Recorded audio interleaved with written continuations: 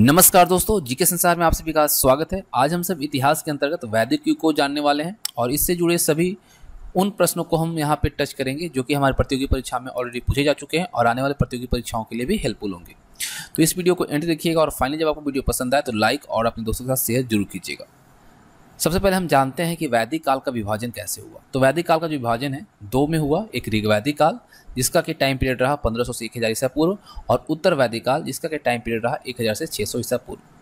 और इसके संस्थापक जो माने जाते हैं वो आर्य माने जाते हैं। ठीक है, वैदिक युग के संस्थापक कौन थे? आर्य थे। अब देखिए हम बात करेंगे वैदिक काल का जो कि 1500 से 1000 ईसा पूर्व का पीरियड रहा है। तो ऋग्वैदिक काल की अगर हम बात करें तो मैक्स मुलर ने आर्यों का मूल निवास जो है सेंट्रल एशिया यानी मध्य एशिया को माना है और आर्यों के द्वारा जो निर्मित सभ्यता थी, ठीक है, वह वैदिक सभ्यता कहलाई।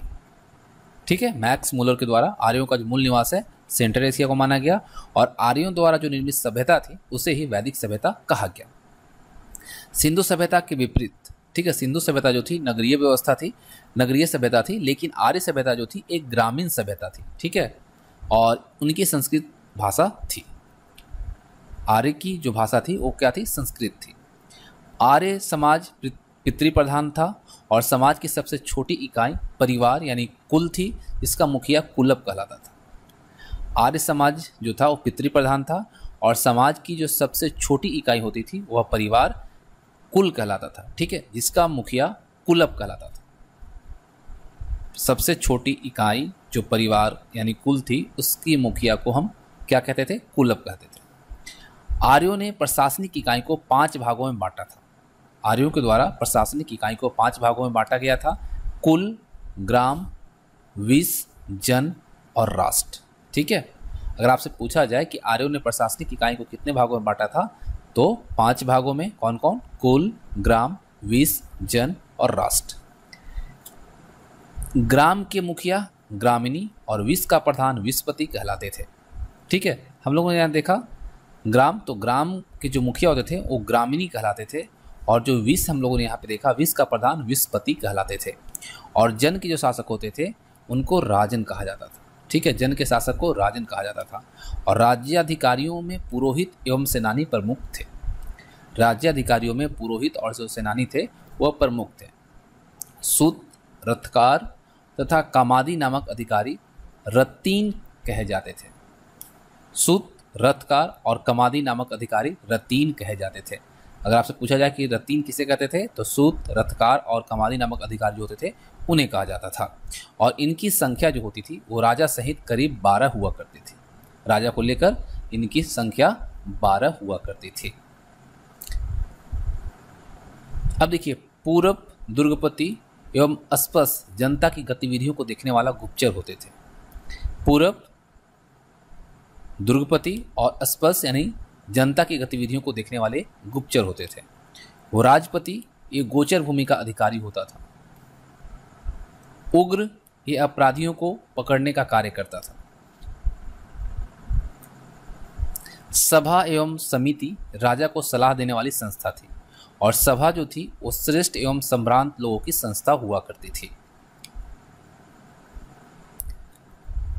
समिति एक केंद्रीय राजनीतिक संस्था थी और राजा की नियुक्ति पदच्युत एवं उस पर नियंत्रण का कार्य इसी के माध्यम से होता था।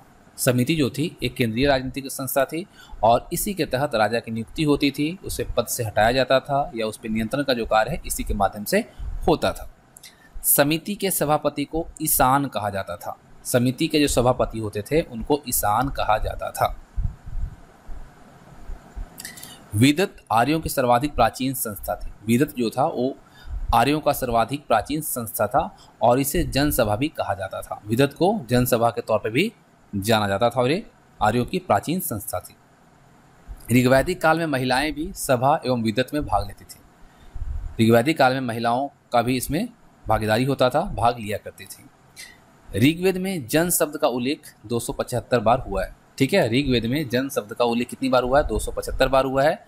विष शब्द का 170 बार और सभा का 8 बार हुआ है और समिति 9 बार एवं शूद्र शब्द का उल्लेख 1 बार आया है। ये मोस्ट इंपॉर्टेंट है। ऋग्वेद में जन शब्द का उल्लेख कितनी बार हुआ है? 275 बार। विष शब्द का 170 बार और सभा शब्द का 8 बार, समिति 9 बार और शूद्र शब्द का जो उल्लेख है ऋग्वेद में वह 1 बार आया है। ऋग्वेद में 25 नदियों का उल्लेख है, जिसमें सरस्वती सबसे महत्वपूर्ण तथा पवित्र नदी थी। यद्यपि इसमें गंगा का 1 बार और यमुना का 3 बार उल्लेख हुआ है। अगर आपसे पूछा जाए कि ऋग्वेद में नदियों का जो उल्लेख है उसमें सबसे ज़्यादा किसकी है, तो सबसे ज़्यादा इसमें जो है वो आपका सरस्वती का है। ठीक है, ऋग्वेद में 25 नदियों का उल्लेख है, 25 नदियों का उल्लेख है, जिसमें सरस्वती सबसे महत्वपूर्ण नदी और पवित्र नदी थी। इसमें गंगा का जो उल्लेख हुआ है वो 1 बार हुआ है, यमुना का 3 बार इसमें उल्लेख किया गया है। ऋग्वेद के 7वें मंडल में 10 राग्य युग का वर्णन किया गया है। 10 राग्य युग का वर्णन कौन से मंडल में किया गया ऋग्वेद के, तो 7वें मंडल में, जो परुसनी यानी कि रावी नदी जो है इसके तट पर सुदास एवं 10 जनों के मध्य लड़ा गया, जिसमें कि सुदास की विजय हुई थी। अब देखिए अगला पॉइंट जो है, युद्ध के लिए गविष्ट शब्द का प्रयोग किया गया। युद्ध के लिए कौन से शब्द का प्रयोग किया गया है, गविष्ट का किया गया है, जिसका अर्थ होता है गायों की खोज। युद्ध के लिए गविष्ट शब्द का प्रयोग किया गया, जिसका अर्थ है गायों की खोज। स्त्रियां ऋग्वैदिक काल में पति के साथ यज्ञ कार्य में भाग लिया करती थीं और बाल विवाह एवं पर्दा प्रथा का प्रचलन जो नहीं था उस वक्त। ठीक है, ऋग्वैदिक काल में बाल विवाह एवं पर्दा प्रथा का प्रचलन नहीं था। विधवा अपने मृतक पति के छोटे भाई यानी देवर से विवाह कर सकती थी, जिसे नियोग कहा जाता था। ठीक है, ऋग्वैदिक काल में विधवा अपने मृतक पति के छोटे भाई यानी जो देवर कहे जाते हैं उनसे विवाह कर सकती थी और उन्हें क्या कहा जाता था, नियोग। अब देखिए कुछ इंपॉर्टेंट चीज़ें हैं, इसी हम देख लेते हैं। यहाँ पे देखिए एक तरफ आपको दिशा दिया गया है यानी डायरेक्शन दिया गया, दूसरी तरफ राजा का पद। पूर्व दिशा में सम्राट, पश्चिम में स्वराट, उत्तर दिशा में विराट और मध्य देश में राजा और दक्षिण में जो राजा का पद होता था भोज होता था और 4 दिशाओं का जो विजेता होता था उसे एकराट कहते थे। फिर से एक बार मैं रिपीट कर देता हूँ। पूर्व दिशा में राजा का जो पद था वो सम्राट कहलाता था, पश्चिम में स्वराट, उत्तर में विराट और मध्य देश में राजा, दक्षिण में भोज और 4 दिशाओं का विजेता एकराट। अब देखिए प्रमुख दर्शन और उनके प्रवर्तक। चवार्क यानी कि भौतिकवादी, इसके प्रवर्तक थे चवार्क। योग के पतंजलि, सांख्य के कपिल, न्याय के गौतम, पूर्व मीमांसा जैमिनी और उत्तर मीमांसा बद्रायन और वैशेषिक के कनाद या उल्लुक। ये आप जानते हैं, कई दफ़ा आपने पढ़ा है, तो ये काफ़ी इंपॉर्टेंट है। अब देखिए ऋग्वैदिक कालीन नदियों की अगर हम बात करें, प्राचीन नाम भी देखेंगे और आधुनिक नाम भी देखेंगे। तो प्राचीन नाम इधर आपको दिया गया है लेफ्ट हैंड साइड और राइट हैंड साइड आधुनिक नाम है। कुरुमु, कुर्रम आधुनिक नाम है अभी। कुभा, काबुल इसका आधुनिक नाम है। वित्तसता जो कि वर्तमान नाम झेलम है। अस्कनी जिसका वर्तमान नाम चिनाब है। परुसनी जिसका वर्तमान या आधुनिक नाम रावी है। सतुद्री जो कि वर्तमान में हम जानते हैं और आधुनिक नाम है सतलज। बिपाशा इसका आधुनिक नाम है ब्यास। सदानीरा इसका आधुनिक नाम है गंडक। दृश्यवती घग्गर नदी इसका आधुनिक नाम है गोमती, जिसके किनारे लखनऊ स्थित है, इसका जो आधुनिक नाम है गोमल। सुवस्तु इसका आधुनिक नाम है स्वात। ठीक है, चलिए अब आगे बात करते हैं। स्त्रियां शिक्षा ग्रहण करती थी। ठीक है, स्त्रियां शिक्षा ग्रहण करती थी ऋग्वैदिक काल में, लेकिन ऋग्वेद में लोपामुद्रा, घोषा, सिक्ता, आपला और विश्वारा जैसी विदुषी स्त्रियों का वर्णन मिलता है। ठीक है, आर्यों का मुख्य पेय पदार्थ सोमरस था। आर्यों का जो मुख्य पेय पदार्थ था वो क्या था, सोमरस। ऋग्वैदिक समाज में 3 प्रकार के वस्त्रों का उपयोग होता था। ठीक है, ऋग्वैदिक समाज में कितने प्रकार के वस्त्रों का उपयोग होता था, 3 प्रकार के। एक वास, दूसरा अधिवास और तीसरा उसनिस। और अंदर पहनने वाले कपड़े को नीवी कहा जाता था। जिस तरह से हम बनियान वगैरह पहनते हैं तो ये अंदर पहनने वाले जो कपड़े हैं उसको उस वक्त नीवी कहा जाता था। ऋग्वैदिक जनों के मनोरंजन के मुख्य साधन थे संगीत, रथ दौड़, घुड़दौड़ और दूत क्रीड़ा। ये सभी मनोरंजन के साधन थे। ऋण देकर ब्याज लेने वाले व्यक्ति को वेकनॉट यानी सूदखोर कहा जाता था। जो ऋण देकर ब्याज लेता था, जो अभी भी ब्याज लिया जाता है लोगों के द्वारा, तो वैसे व्यक्तियों को वेकनॉट यानी कि सूदखोर कहा जाता था ऋग्वैदिक काल में। मनुष्य एवं देवता के बीच मध्यस्थ अग्नि को माना जाता था। ऋग्वैदिक काल में मनुष्य और देवता के बीच की मध्यस्थ जो कहा जाता था या माना जाता था वो अग्नि को माना जाता था।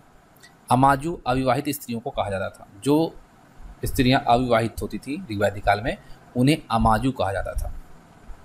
ऋग्वैदिक काल का मुख्य व्यवसाय पशुपालन और कृषि था। कृषि संबंधी प्रक्रिया संबंधित उल्लेख ऋग्वेद के चतुर्थ मंडल में मिलता है। कृषि संबंधी प्रक्रिया का उल्लेख जो है ऋग्वेद के कौन से मंडल में है? चौथे मंडल में, चतुर्थ मंडल में है। चारों आश्रमों का वर्णन सर्वप्रथम जबालोपनिषद में मिलता है। किसमें? जबालोपनिषद में मिलता है। ठीक है, चारों आश्रमों का वर्णन जो है सबसे पहले जबालोपनिषद में मिलता है। अतिथि को गोहंता कहा जाता था। ऋग्वैदिक काल में अतिथि को गोहंता कहा जाता था तथा गाय को अधन्य यानी कि न मारने योग्य कहा गया है। अतिथि को क्या? गोहंता, और गाय को अगन्य यानी कि न मारने योग्य। ठीक है, अधन्य किसको? गाय को, और अतिथि को गोहंता ऋग्वैदिक काल में कहते थे। आर्यों के मुख्य देवता इंद्र और प्रिय पशु घोड़ा था। ठीक है, वैदिक काल में लोहे को श्याम अयस और तांबे को लोहित अयस कहा जाता था। वैदिक काल में लोहे को क्या कहा जाता था? श्याम अयस, और तांबे को लोहित अयस कहा जाता था। और आर्यों द्वारा खोजी गई धातु जो थी वो लोहा थी। व्यापारी वर्ग को पणी कहा जाता था। ठीक है, ऋग्वैदिक काल में व्यापारी वर्ग को पणी, और कारोबार वस्तु विनिमय प्रणाली पर आधारित हुआ करती थी। वस्तु विनिमय, ठीक है, आप वस्तु के बदले वस्तु को बदल कर ले लें, एक होता था उस वक्त। ऋग्वैदिक आर्यों ने देवताओं को 3 भागों में विभक्त किया। कौन कौन? आकाश के देवता, इसमें सूर्य, धौस, मित्र, पूषण, विष्णु, पूषा, सविता आदि, इनको आकाश के देवता के तौर पर रखा गया। अंतरिक्ष के देवता में इंद्र, मरुत, रुद्र, वायु आदि को रखा गया। पृथ्वी के देवता में अग्नि, सोम, पृथ्वी, बृहस्पति तथा सरस्वती आदि को रखा गया। ठीक है, इस तरह से ऋग्वैदिक आर्यों ने देवताओं को 3 भागों में विभक्त किया, बांटा। अब हम बात करते हैं उत्तर वैदिक काल के बारे में। देखिए, उत्तर वैदिक काल में यज्ञ कर्मकांडों में जटिलता एवं भव्यता आई। यज्ञ विधान क्रिया उत्तर वैदिक काल की देन है। ठीक है, यज्ञ विधान जो है ये उत्तर वैदिक काल की देन है। राजसूय यज्ञ का प्रचलन उत्तर वैदिक काल में हुआ और ये राज्याभिषेक से संबंधित था। इस यज्ञ के दौरान राजा रतीनों के घर जाता था। अश्वमेघ यज्ञ शक्ति का घोतक था और ये उत्तर वैदिक काल से संबंधित है। वाजपेयी यज्ञ में राजा रथों की दौड़ का आयोजन करता था और यह यज्ञ जो है खान पान से संबंधित यज्ञ था। अग्निष्टोम यज्ञ, अग्निष्टोम यज्ञ जो था इसमें अग्नि को पशु बलि दी जाती थी। और पूषण ऋग्वैदिक काल में पशुओं के देवता थे जो उत्तर वैदिक काल में शूद्रों के देवता हो गए। ठीक है, याद रखिएगा, पूषण ऋग्वैदिक काल में पशुओं के देवता थे जो कि उत्तर वैदिक काल में शूद्रों के देवता हो गए। उत्तर वैदिक काल में इंद्र के स्थान पर प्रजापति सर्वाधिक प्रिय देवता हो गए। ठीक है, उत्तर वैदिक काल में क्या हुआ? इंद्र के स्थान पर प्रजापति सर्वाधिक प्रिय देवता हो गए, जो कि ऋग्वैदिक में कौन थे? इंद्र थे, है ना। अब यहाँ पे देखिए, उत्तर वैदिक काल में प्रजापति सृष्टि के रचयिता, विष्णु विश्व के रक्षक एवं पूषण शूद्रों के देवता थे।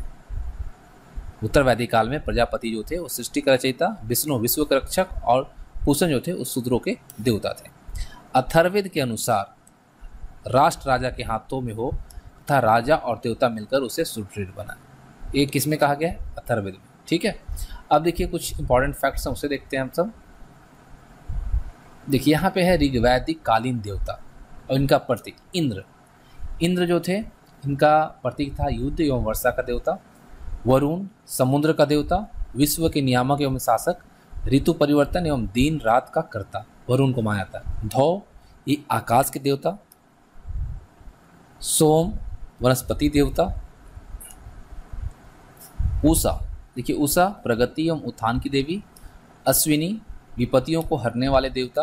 पूषण पशुओं के देवता। विष्णु विश्व के संरक्षक एवं पालनकर्ता। और मरुत आंधी तूफान का देवता। ये इनका प्रतीक था। ऋग्वैदिक कालीन देवता है, इसे भी हम लोगों ने देखा और प्रतीक को हम लोगों ने जाना। अब गृहस्थों द्वारा आयोजित पंच महायज्ञ के बारे में जाने तो ब्रह्म यज्ञ विधान था प्राचीन ऋषि के प्रति कृतज्ञता। देवयज्ञ देवताओं की पूजा। पितृयज्ञ पितरों का तर्पण। नृ यज्ञ अतिथि सत्कार और भूत यज्ञ समस्त जीवों के प्रति कृतज्ञता। ठीक है, ये था विधान।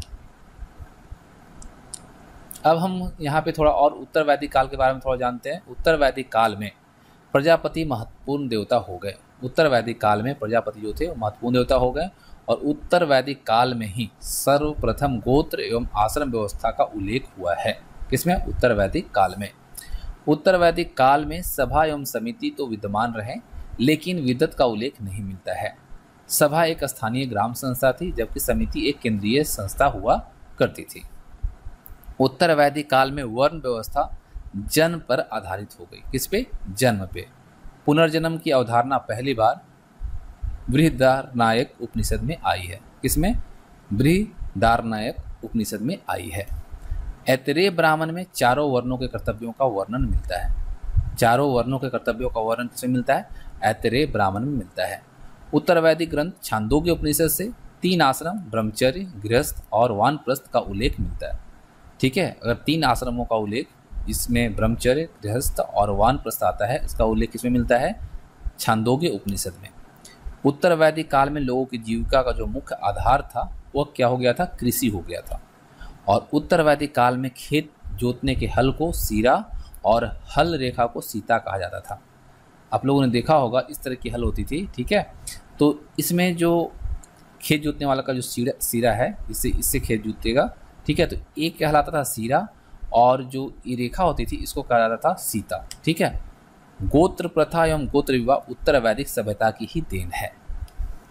गोत्र शब्द का संबंध गाय से है, जिसका संबंध उत्तर वैदिक काल से है। ठीक है, शतमान और निष्क उत्तर वैदिक कालीन मुद्राएं थी। शतमान और निष्क क्या था? उत्तर वैदिक कालीन मुद्राएं थी। और भारत का सर्वाधिक प्राचीन दर्शन जो है वो सांख्य दर्शन है। ठीक है, भारत का प्राचीन दर्शन कौन सा है? सांख्य दर्शन है, जिसमें प्रकृति को मूल कहा गया है। और प्रथम बार पक्की ईंटों का प्रयोग उत्तर वैदिक काल कौशाम्बी नगर से मिला है। प्रथम बार पक्की ईंटों का प्रयोग जो है उत्तर वैदिक काल का, वो कहाँ से मिला है? कौशाम्बी नगर से मिला है। तो इस तरह से जो वैदिक युग से संबंधित जो इम्पोर्टेंट फैक्ट्स हैं हम लोगों ने यहाँ पे देखा, और उम्मीद करता हूँ कि आपको इसके देखने के बाद सभी क्वेश्चंस इजीली आप हल कर लेंगे। तो कैसी लगी आपको वीडियो कमेंट बॉक्स में जरूर बताइएगा, और वीडियो पसंद आई हो तो लाइक जरूर कीजिएगा, और नहीं आई हो तो डिसलाइक करके ही जाइएगा। Thanks for watching. मिलेंगे आप सभी साथ नेक्स्ट वीडियो।